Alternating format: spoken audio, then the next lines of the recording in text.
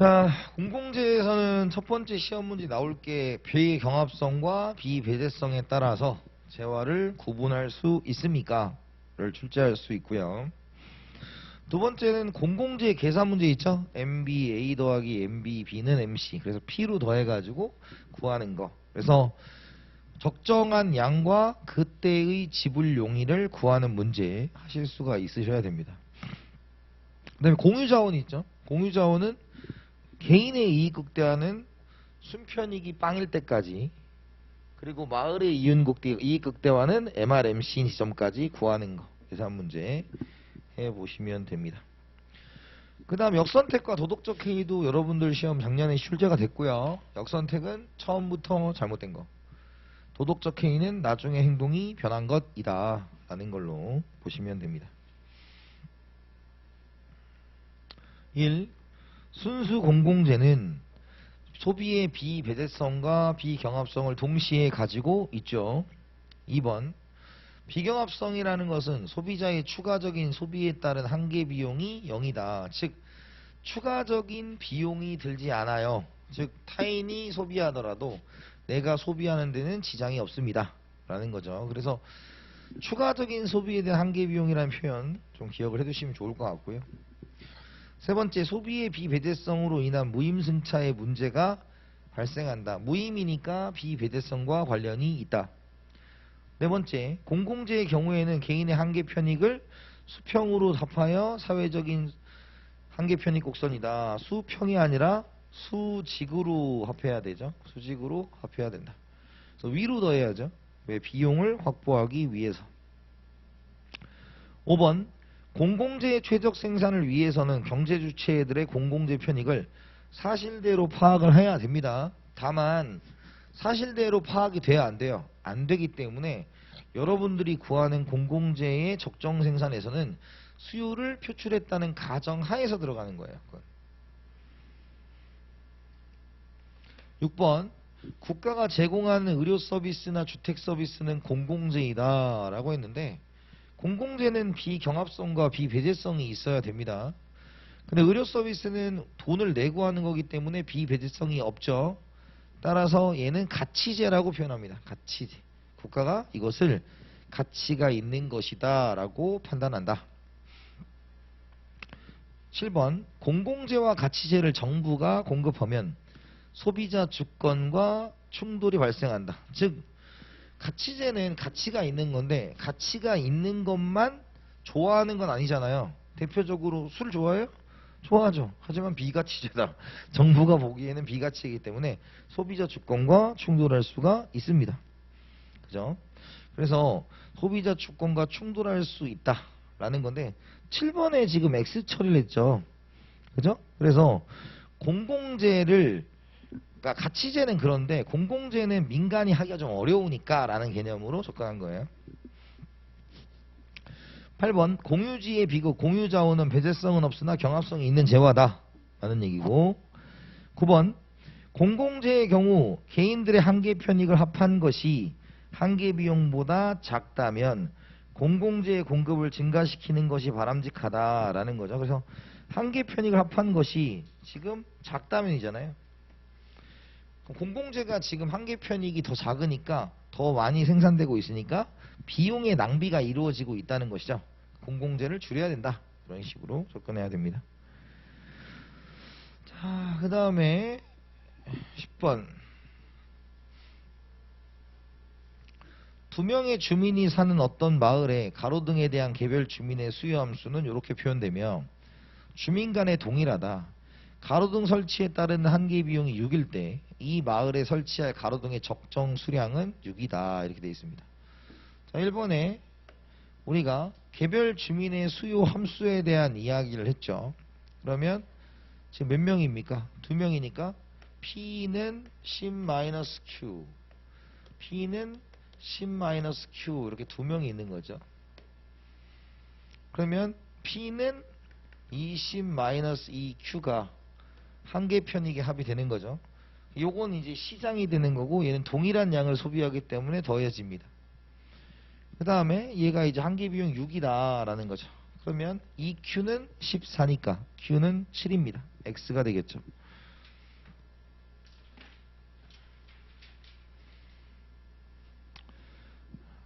11번 공공재에 대해서 개별 수요자의 진정한 수요가 표출되지 않기 때문에 가상 수요 곡선의 개념을 도출하다. 가상이란 건 수요를 표출했다고 가정하고 이런 뜻이죠. 맞는 얘기입니다. 근데 여러분들 시험에서는 이런 부분에 대해서는 잘 언급 안 할 거예요. 세무사 쪽은 이걸 좀 언급합니다. 왜냐면 그래서 이렇게 하기 때문에 어떻게 하면 수요를 공평하게 사람들이 그것을 다 표출하게 만들까 이런 것에 대한 고민을 세무사에서는 하거든요. 근데 여러분들은 뭐 그런 고민까지는 잘 안 합니다. 12번 적정 공급 수준에서는 수요자로 하여금 자신이 한계 편익과 일치하는 가격을 지불하도록 하면 공공재 공급의 재원 조달 문제 해결이 가능하다. 자, 이런 뜻이에요. 자, 여기서 지금 Q가 뭐예요? Q가 7이었죠. 그럼 얘가 7을 똑같이 소비하는 거지. 그럼 3을 지불용일 갖고 있는 거죠. 그러면 얼마가 확보되는 거야? 6이 확보되는 거죠. 그런 얘기를 이렇게 하는 거지. 한계 편익과 일치하는 가격을 지불하도록 하면 그걸 싹 더했을 때 한계 비용이 확보된다. 이런 개념으로 본 겁니다. 뭔가 이렇게 흐려졌네? 그러네? 이것만 흐리네? 신기하네? 뭐야 이거? 이건 흐리네요? 자, 두 사람 A, B가 존재하는 경제에서 공공재 X의 한계 비용은 이렇다. 이 경우에 공공재의 수요량은 이렇다. 라했죠? 먼저 한계 비용이 이렇고 한계 효용이 있으니까 한계 효용이 한계 편익을 대치한 겁니다. 그래서 우리가 4-x 8-2x를 더하면 12-3x가 되고 한계 비용이 2x니까 5x는 12가 되겠고 2.4가 된다. x는 2.4가 된다. 그 다음에 14번에 보시면 국방에 대한 갑의 수요함수는 이렇게 돼 있고 을가병의 수요함수는 이렇게 돼 있다. 국방의 한계 비용이 25이면 사회적으로 적정한 국방 수준은 12다. 이렇게 돼 있죠. 자, 그럼 1번에 얘는 뭐에 대해서 풀어야 된다? P에 대해서 풀어야 된다. 그럼 P는 15-3분의 1 Q예요. 이렇게 해석이 가능하고요. 두 번째, P는 10-Q예요. 이렇게 해석이 가능하겠죠. 근데 두 명이니까 P는 10-Q다. 이렇게 해석이 가능합니다. 그럼 셋을 더하면 P는 45 마이너스 4분의 1이죠? 4분의 1이죠. 그러면 2분의 1이니까 6분의 5Q 이렇게 나오나요? 그럼 얘가 지금 한계 비용이 25이다. 라는 거죠. 그러면 20은 6분의 5Q이고 5분의 6이니까 이렇게 되는 거죠. 그럼 여기는 이제 뭐가 돼요? 24. 그죠? 24이다. 24? 뭔가 잘못된 것 같아. 5분의 4, 45가 아니라 35죠? 35. 그죠? 35고. 얘가 이제 그럼 뭐야? 10이니까. 10이 맞죠?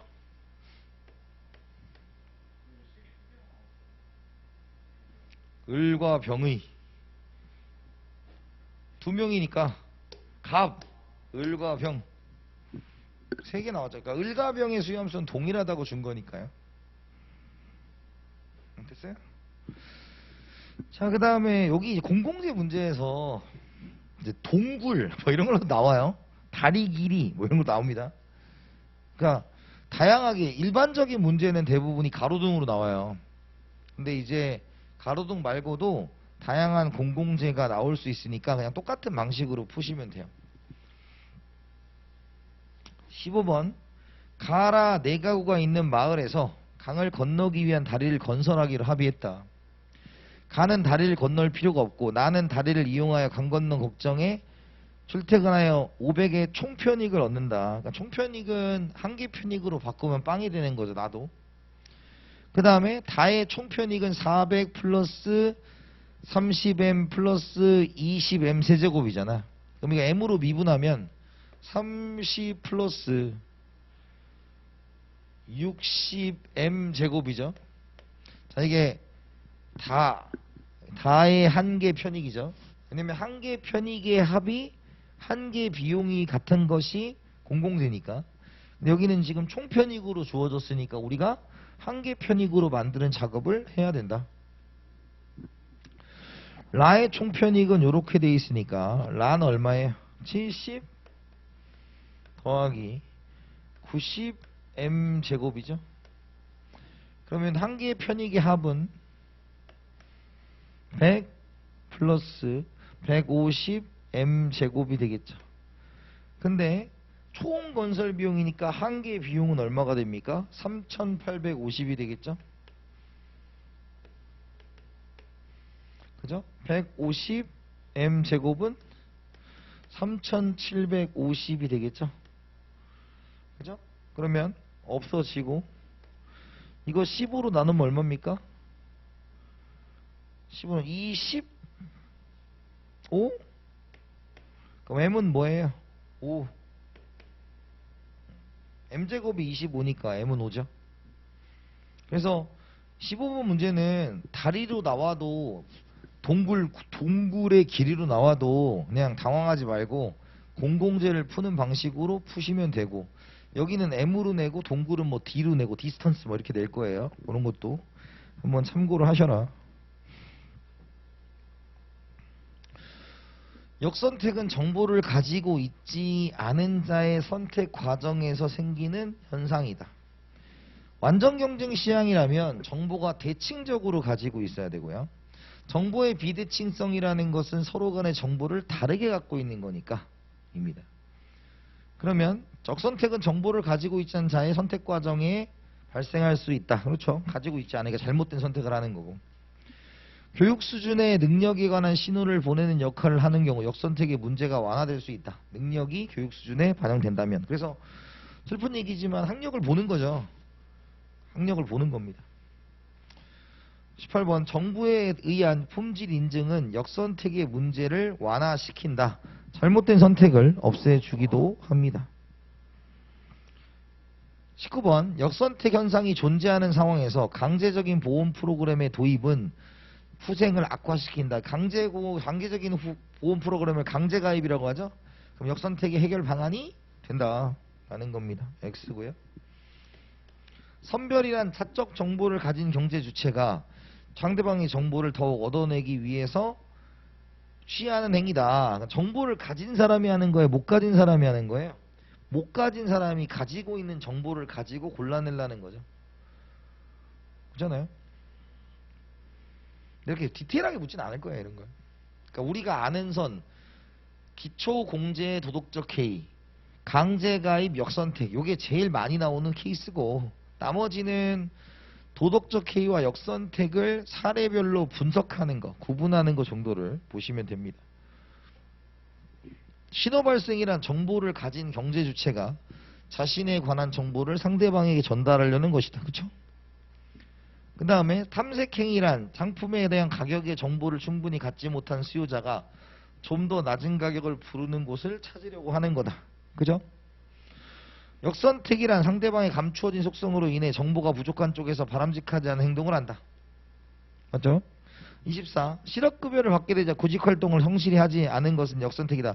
실업급여를 받은 후라는 거죠. 후가 붙으면 뭐예요? 도덕적 해이. 사망환율이 낮은 건강한 사람이 주로 종신연금에 가입하는 것은 도덕적 해이. 회사 입장에서 뭐 한 거예요? 역선택한 거죠. 왜? 제가 사망률이 낮으니까 사망을 해야 되는 거죠. 그래서 이것은 도덕적 해이가 아니라 역선택이다. 잘못된 가입자를 받았다. 26번 사고가 발생할 가능성이 높은 사람일수록 보험에 가입할 가능성이 크다는 건 역선택. 그러니까 가입 후 행동이 변했다. 도덕적 해이. 가입 전부터 얘가 가입하면 우리 회사가 망하게 생겼는데 이러면 역선택이죠. 화재 보험의 가입자가 화재 대상에 대한 노력을 게을리할 가능성이 크다는 것은 도덕적 해이에 해당한다. 가입자니까 가입 후. 맞죠? 통합균형에서는 서로 다른 선호체계를 가지고 있는 경제주체들이 동일한 전략을 추구하는 것으로 봅니다. 뭐 참고만 하시고. 선별은 정보를 보유하지 못한 쪽이 역선택 문제를 해결하기 위해 사용할 수 있는 방법이다. 그러니까 골라내는 거죠. 왜? 뭐 없으니까 정보가. 골라내는 작업 자체를 할 필요가 없어요. 정보가 있으면 그냥 초고니까 이렇게 하면 되는 거고요. 30번 항공사가 서로 다른 유형의 소비자에게 다른 요금을 부과하는 것은 신호발송이 아니라 가격 차별이죠. 동일한 제품을 수요의 가격 탄력성에 따라서 다르게 부과하는 것을 가격 차별이라고 합니다. 자, 이렇게 해서 여러분들하고 이제 미시를 마무리를 했고요. 거시입니다. 자, 우리가 이제 거시에서는 첫 번째가 GDP에 포함되는 것과 포함되지 않는 것을 구분을 잘 하셔야 되겠죠. 그래서 대표적으로 GDP에 포함되지 않는 것의 대표적인 게 뭐예요? 이전 지출이죠. 이전 지출. 이전 지출은 정부가 공짜로 주는 거다. 그 다음에 GDP에 포함되는 것이 재고, 귀속 임대료 이런 것들이 GDP에 포함되고, 뭐 거기까지 나올지는 모르겠으나 농지에서 수확된 것은 GDP에 포함되고 비농지에서 수확된 것은 GDP에 포함되지 않는다 정도를 생각해 두셔야 되겠죠. 그 다음에 나오는 게 이제 명목 GDP, 실질 GDP, 잠재 GDP, 실제 GDP 이런 것들 구분하시는 거고요. 당연히 국민소득을 구하는 것들 뭐 이런 것들은 나와야 되겠죠. 그건 해보도록 하고요. 1번 GDP는 일정 기간 동안 국내에서 최종적으로 생산된 상품과 서비스에 대한 총 지출이다 라는 거죠. 동그라미가 지출이라고 해도 상관없죠. 소득이라고 해도 상관없고 생산이라고 해도 상관없어요. 왜? 국민소득 3면 등가의 법칙에 따라서 GDP로 측정하든 GDE로 측정하든 GDI로 측정하든 다 똑같습니다. 두 번째, GDP는 일정 기간 동안이죠. 그래서 유량에 해당하고 저량에 여러분들한테 언급될 수 있는 것은 통화량과 국부가 여기 해당한다. 3번 식당에서 판매하는 식사는 GDP에 포함되지만 아내가 자족을 위해 제공하는 식사는 GDP에 포함되지 않는다. 이유는 시장에서 거래된 것이 아니기 때문에. 4번 발전소가 전기를 만들면서 공해를 발생시키는 경우 전기의 시장 가치에서 공해의 시장 가치를 뺀 것이 GDP에 포함된다. 그냥 포함 안 돼요. 공해는. 자, 왜냐면 공해는 삶의 질이기 때문에 삶의 질은 GDP에 포함되지 않습니다. 5번 임대주택이 제공하는 주거 서비스는 GDP에 포함하지만 자기주택이 제공하는 주거 서비스 이걸 뭐라고 해요? 귀속 임대료라고 하죠. 귀속 임대료는 GDP에 포함이 됩니다. 기존 아파트 매매 가격 상승과 과일 생산의 증가는 GDP의 증가 요인이다 그러는데 얘는 맞죠. 근데 얘는 아니에요. 그래서 우리가 그걸 자본이득이라고 하는데 자본이득은 GDP에 포함되지 않습니다. 주식의 가격 상승이나 부동산 가격의 상승은 GDP에 들어가지 않습니다. GDP는 유량 변수다. 맞죠? A국의 밀 생산 농부들은 밀을 생산하여 그중 반을 소비자에게 1,000억 원에 팔고 나머지 반을 1,000억 원에 제분회사에 팔았다. 제분회사는 밀가루를 만들어 나머지 제과에서 1,900억 원에 팔았다. 제과회사는 밀가루로 빵과 과자를 만들어 2,400억 원에 소비자에게 모두 팔았다. 이때 A국의 GDP는 5,300억 원이다. 이렇게 돼 있죠. 자, 이런 문제를 풀 때 우리가 플로우 차트를 좀 보시면 돼요. 먼저 농부가 있어요. 농부가 만든 게 뭐예요? 100억 원, 1,000억 원, 1,000억 원이죠. 그죠? 그 다음에 이게 어디로 들어가요? 제분회사로 들어갑니다.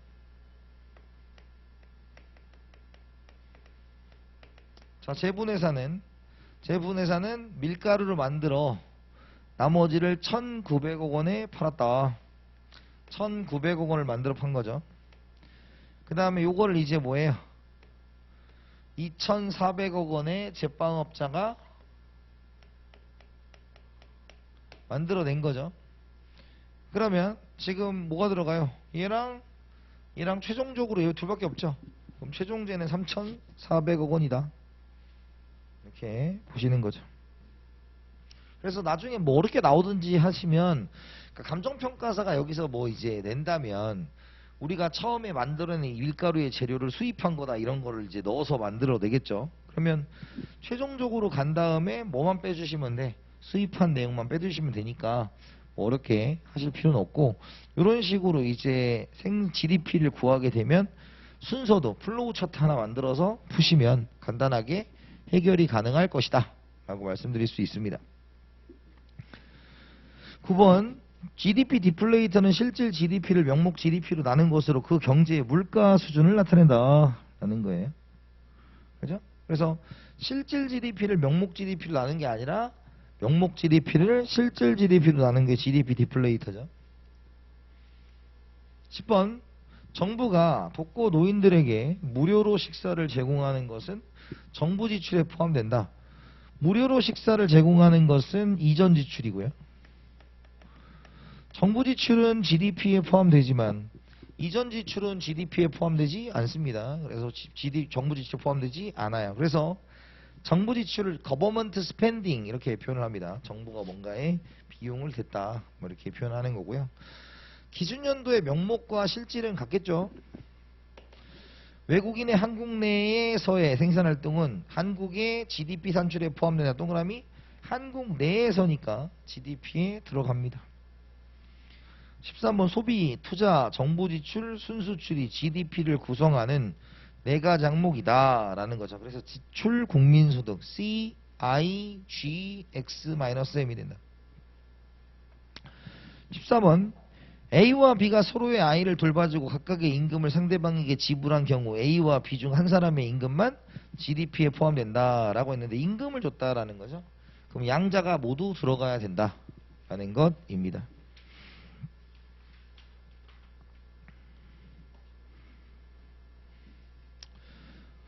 15번 작년에 완공된 주택을 올해 매매하는 과정에서 생긴 수수료는 올해의 GDP에 포함된다. 동그라미가 수수료, 여기서의 수수료는 부동산 업자의 수수료로 생각해 주시면 좋겠어요. 그래서 우리가 공인중개사님들이 받는 서비스의 제공 대가는 GDP에 들어가게 됩니다. 집 자체는 들어가지 않지만. 16번 국내 총생산은 일정 기간 동안 국내에서 새로이 생산된 최종 생산물의 시장 가치다. 맞죠? 국내 총생산은 일정 기간 동안 국내의 생산 과정에 새로이 창출된 부가치를 합하여 구한다. 맞죠? 그러니까 최종주의 가치합이거나 부가치합이거나 똑같은 말이죠. 18번 국내 총생산은 일정 기간 동안 국내 생산 과정에 투입된 중간 투입물의 시장 가치다. 중간이 아니라 최종재가 돼야 되겠죠. 19번 국내 총생산은 일정 기간 동안 국내 생산 과정에 참여한 공제주체들이 받은 요소소득을 합하여 구한다. 이걸 뭐라고 해요? 요소소득을 합하여 구한 걸 우리가 분배 국민소득이라고 얘기하는 거죠.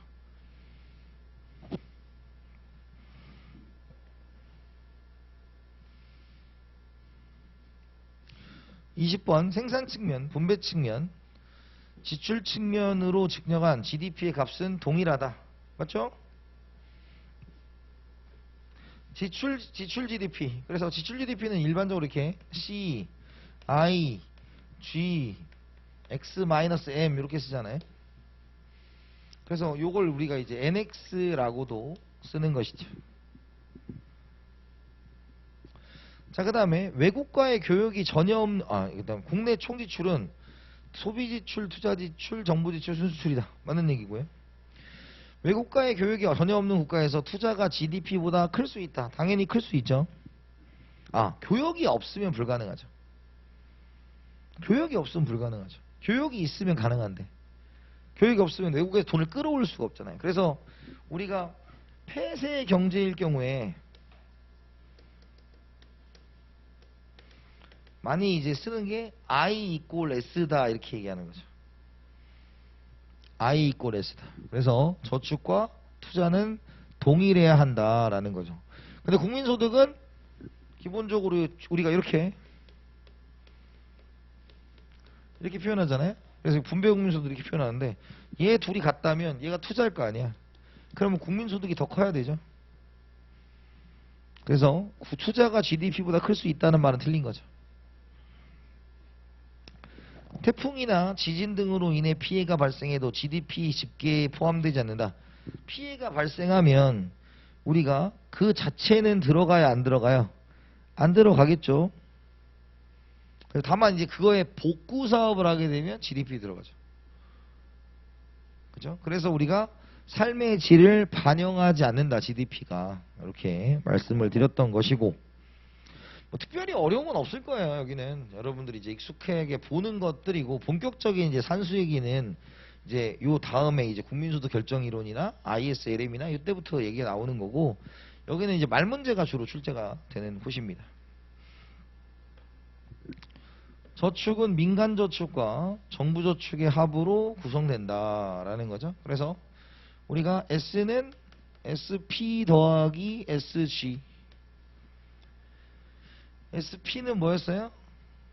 SP는 Y-C-T. SG는 T-G. 그래서 더하면 Y-C-G. 세 가지 공식 기억하시면 좋고요. 2020년에 A국에 새로 생산돼서 재고로 있던 제품을, 그러면 재고로 있었으니까 2020년에 A의 GDP에 들어갔겠죠. 2011년에 B국에서 수입해 자국에서 판매했다고 할 때 A국의 2021년 수출은 증가하고 GDP는 불변이다 라는 거죠. 그래서 수출은 증가하고 당연히 재고에서 빠지니까 불변인 거죠. 그래서 맞는 얘기고요. 27. 실업수당은 정부 지출이기 때문에 GDP에 포함된다. 실업수당이 대표적인 이전 지출입니다. 그래서 X. 최근 실질 국민 총소득 증가율이 실질 국내 총생산 증가율보다 높게 평가되었다면 이는 국내 재화의 수출 단가가 낮았다 라고 했는데, GNI의 증가율은 GDP 플러스 교육 조건 변화에 따른 실질 무역선익 플러스 해외 순수치 요소 소득이잖아요. 자, 그런데 지금 누가 크대요? 얘가 크대. 그러면 이 말은 생산한 것보다 높은 평가를 받았다라는 얘기죠. 그럼 여기에서 플러스 효과를, 버프를 받아야만 가능한 얘기죠. 그럼 교육 조건은 수출 가격분의 수입 가격이 되죠. 수출 가격분의 수입 가격이 됩니다. 그죠? 그러면 바뀌었죠. 반대. 수입 가격분의 수출이죠. 큰일 날 뻔했습니다. 그러면 버프를 받으려면 우리께 높은 가격을 받아야 되는 거죠. 그런데 지금 어때요? 수출 단가가 낮아지게 되면 이런 일이 발생할 수가 없죠. 반대죠. 그러니까 우리 GNI, 우리 국민 총소득이 높아지기 위해서는 우리가 만든 제품이 더 높은 가치를 받았어야 한다 라는 것입니다. 29번. 명목 GDP는 당해 연도의 가격으로 측정한 GDP다. 당해 연도, 해당 연도 라는 얘기입니다. 물가 수준이 꾸준히 오른다면 실질 GDP는 명목 GDP보다 크다. 물가 수준은 GDP 디플레이터로 측정하는데 실질 GDP분의 명목 GDP죠. 물가 지수는 100보다 크면 기준연도보다 물가가 올라간 거니까 명목이 커야만 물가가 상승한 것이다. 그래서 틀렸고요. 31번. GDP 디플레이터는 명목 GDP를 실질 GDP로 나온 값이다를 X로 놨죠. 곱하기 100을 안 써서 라는 걸로 낸 적도 있어요. 제가 낸 게 아니에요, 이것도. 그래서 원칙적으로 나눈 값인데 어떤 때는, 그러니까 이게 출제자에 따라 좀 다른 거지. 그러니까 물가 지수는 100을 기준으로 해야 되니까 나누기만 하면 1이 나올 거니까요. 자, 그 다음에 GDP 디플레이터는 명목 GDP를 실질 GDP로 환산할 때 사용된다. 가능하죠. 왜냐면 뭐가 나오면 이제 그 공식을 가지고 장난치면 되는 거니까. 33. 작년에 비해 실질 GDP가 상승해야 했다면 작년에 비해 명목 GDP는 감소해야 했고 GDP 디플레이터는 증가했다라고 했는데, 뭐 이것만으로 판단하기는 좀 어렵죠. 그러니까 GDP 디플레이터가 상승했다 그러면 뭐 대충 유추가 가능하겠지만 실질 GDP 하나를 가지고는 상상할 수 없다. 34. GDP는 생산 수준뿐만 아니라 여가 수준과 환경 수준까지 고려된다. 삶의 질 고려하지 않는다. 35. GDP를 통해 소득 분배 형평성에 대해서는 알 수 없다. 알 수 없죠. 그렇기 때문에 소득 분배 지표가 따로 존재하는 겁니다. GNI는 교육 조건 변화로 인한 실질 소득 변화를 반영한다. 그렇죠? 그래서 교육 조건은 수입 가격분의 수출 가격을 주로 이용한다. 폐쇄 경제에서는 실질 GDP와 실질 GDI가 같다. 맞죠? 왜냐면 GDP, 그러니까 GDI가 GDP 더하기 교육 조건 변화에 따른 실질 무역손익인데 폐쇄 경제라면 교육을 하지 않을 거니까 다르지 않겠죠? 뭔 말인지 돼요? 그러니까 뭐냐면 우리가 GDI는 GDP 플러스 교육 조건 변화에 따른 실질 무역 손익이란 말이야. 근데 폐쇄 경제라는 것은 교육을 하지 않을 테니 얘랑 같겠지. 얘가 빵이니까. 38. 명목 GNI는 명목 GDP와 동일한 개념이다 라는 것이죠. 그래서 명목이니까 같은 거예요. 명목이니까. 그러니까 실질로 바뀌면서 교육 조건이 반영되는 거거든요. 39. 교육 조건 변화에 따른 실질 무역 손익이 음액값을 가질 경우 실질 GDI는 실질 GDP보다 작다. 왜? 교육 조건이 마이너스를 먹었어. 마이너스를 먹었어요. 그러니까 우리가 뭐가 되는 거예요? GDI가 작아지는 거죠. 그러니까 얘가 지금 마이너스 먹으면 얘가 뭐 커져야 돼, 작아져야 돼, 얘보다 작아져야 되는 거죠. 얘가 100이고 얘가 마이너스 10이야. 이게 90 될 거 아닙니까? 자, 실질 GNI는 실질 GNI와 동일한 개념이다. 맞죠? 그러니까 오타예요. 그죠? 그래서 그 X 처리했죠. 실질 GDP로 바꿔주세요. 네. 그래서 요걸 우리가 오타 처리해 두시면 될 것 같습니다. 자, 이렇게 봤고요.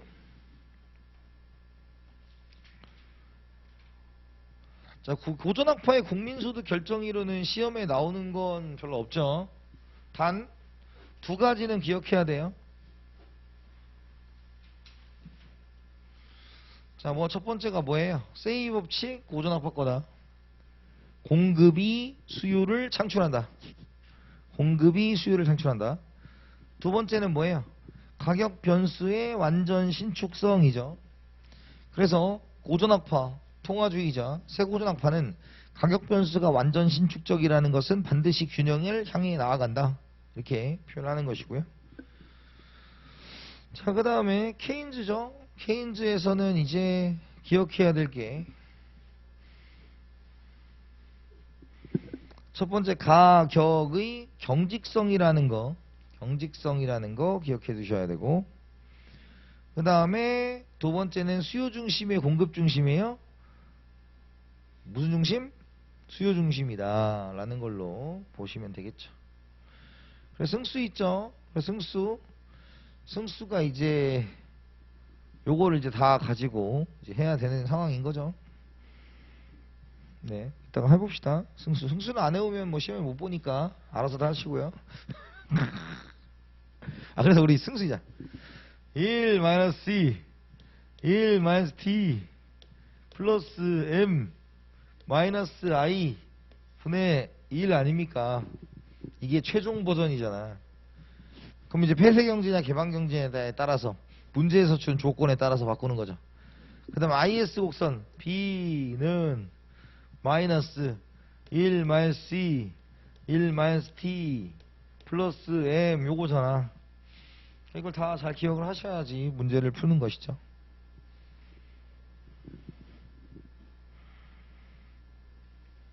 자, 1번 고전학파는 모든 가격 변수가 신축적이기에 불균형시 가격 조정으로 즉각 균형 회복이 가능하다. 신축적이라는 게 균형이란 뜻이에요. 그냥 불균형은 없다 라고 하는 것을 우리가 신축적이다 이렇게 표현을 합니다.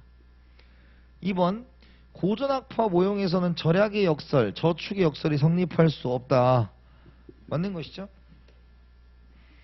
왜냐하면 절약의 역설은 저축을 많이 해서 총 수요가 뭐 하는 거예요? 감소해서 국민소득이 감소한다고 그랬는데, 고전학파는 만들어만 놓으면 팔리니까 뭐 그런 거에 대해서 딱히 고민하고 그럴 사항이 전혀 아닙니다.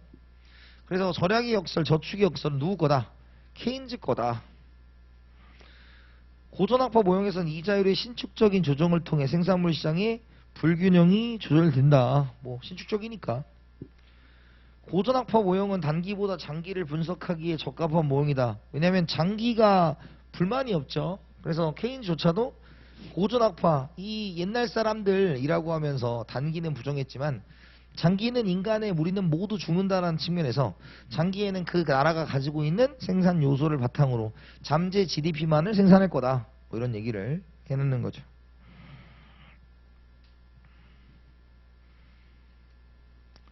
(6번) 5번 해야지. 5번 고전파 모형에서 정부 지출의 변화는 실질 변수에 영향을 미칠 수 없다라는 거예요. 그래서 거기 보면 이제 이렇게 나오죠. 거기 실질 이자율이 상승할 수 있죠. 실질 이자율이 상승할 수 있다. 그래서 우리가 장기에서 무엇은 바꿀 수 있다. 장기에서 기본적으로 실질 소득은 바꿀 수 없지만 뭐 실질 이자율 같은 경우는 좀 올라갈 수도 있지 않냐, 뭐 이런 얘기예요. 그래서 여러분들이 오해하면 안 되는 게 있어요. 장기는 모든 것이 최초로 돌아오는 게 아니고 가격 변수는 변할 수 있어요. 가격 변수는 변할 수 있다고. 대표적으로 물가는 변할 수 있어요, 없어요? 있습니다. 그러니까 장기가 되면 생산량은 원상태로 돌아오지만 물가는 돌아올 수 없어요. 뭐 특별한 경우가 아니면. 그 얘기는 이제 또 뒤에 가서 해보시고. 고전파 모형에서 국민들의 전반적인 저축 성향이 증가하면 투자도 증가한다라는 거죠. 그러니까 고전파 모형은 실물적 이자율이라는 걸 얘기해요.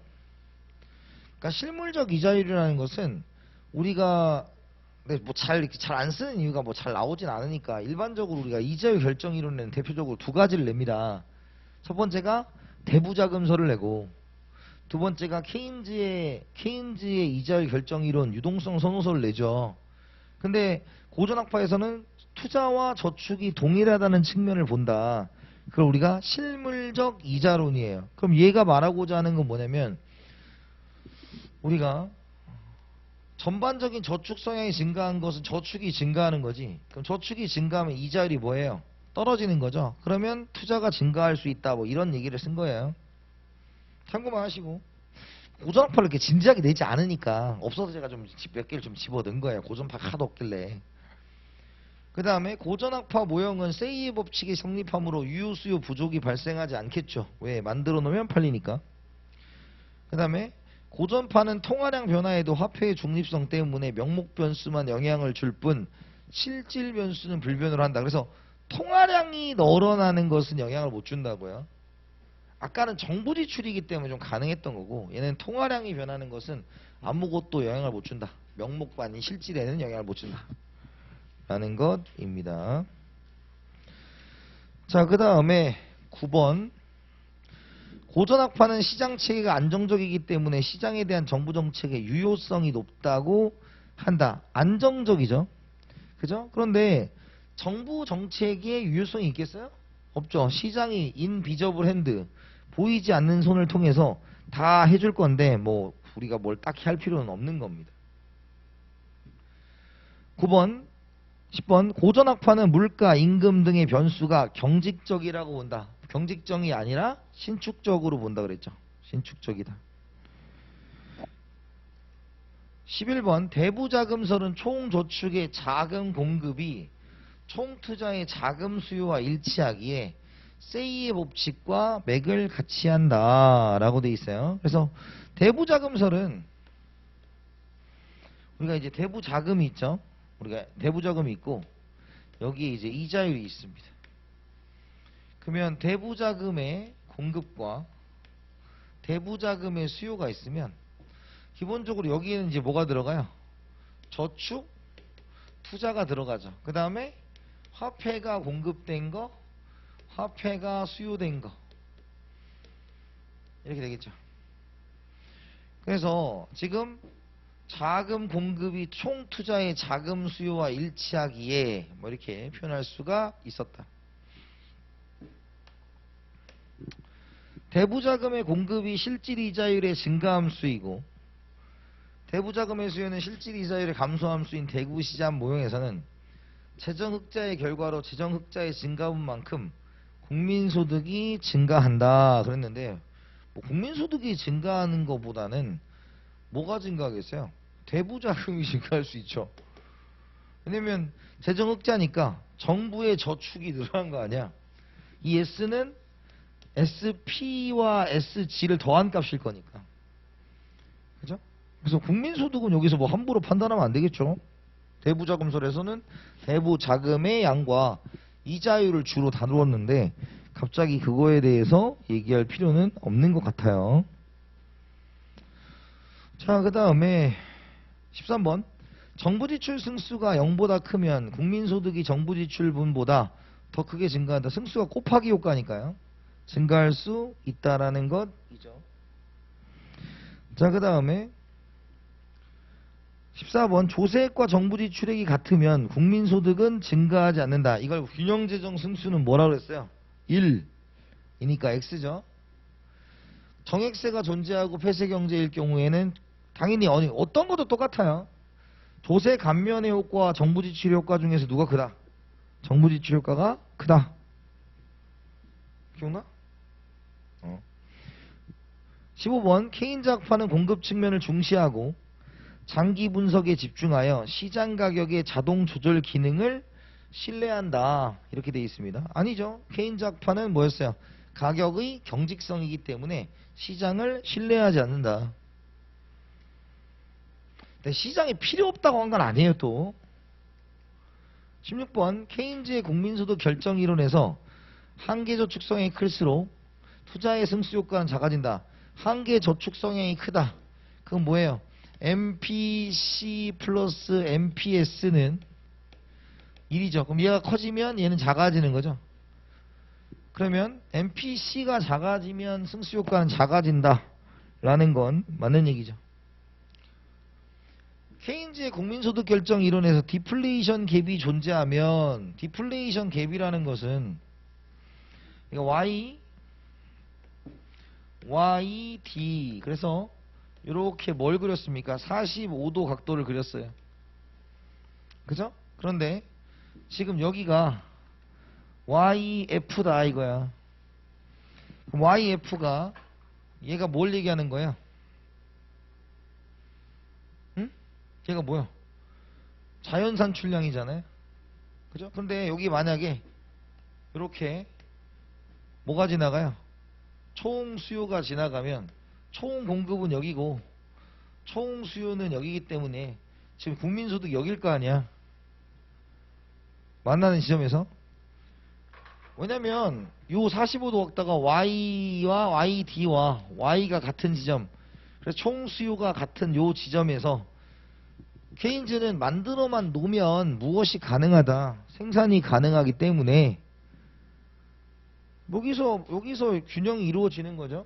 그러면 완전 고용 산출량에 비해서 지금 총 수요가 작으니까 얘를 우리가 디플레이션 갭이라고 하는 거죠. 디플레이션 갭. 그럼 일반적으로 실업이 유발된다. 맞죠? 왜? 자연 산출량에 비해서 지금 생산이 못 미치고 있기 때문이다. 라는 것이에요. 18번 케인즈의 국민소득 결정 이론에서 임의의 국민소득 수준에서 총수요가 총공급에 미치지 못할 때 그 국민소득 수준에서 디플레이션 갭이 존재한다. 못 미쳤을 때 디플레이션 갭이 존재한다. 그죠? 그러면 임의의 국민소득이 아니라 어디서? YF에서 비교했을 때죠. 그러니까 인플레이션 갭이나 디플레이션 갭의 기준은 자연산 출량에서 이루어져야 되는 거예요. 19번까지만 하고 잠깐 쉬었다 합시다. 케인즈의 국민소득 결정이론에서 정부의 지출 증가액과 조세 감면액이 동일하다면 정부 지출 증가가 조세 감면보다 국민소득에 미치는 영향이 크다. 그래서 우리 그것을 뭐라고 해요? 균형재정 승수가 1이 될 수 있다라는 걸 얘기해 주고 있는 거죠. 그래서 이번 시간에 한 내용 중에서 공공재 쪽 그 계산, 정부의 비대칭성 계산하는 거 있죠.